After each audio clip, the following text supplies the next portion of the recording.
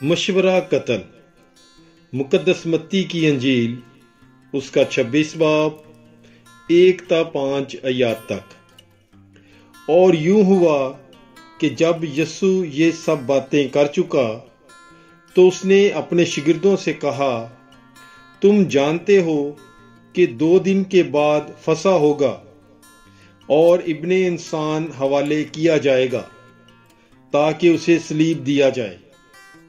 तब सरदार कहन और कौम के बुजुर्ग कैफा नामी सरदार कहन के ईवान में जमा हुए और मशवरा किया कि यीशु को फरेब से पकड़कर कत्ल कर दें, मगर कहते थे कि ईद में नहीं, ऐसा न हो कि लोगों में फसाद बरपा हो।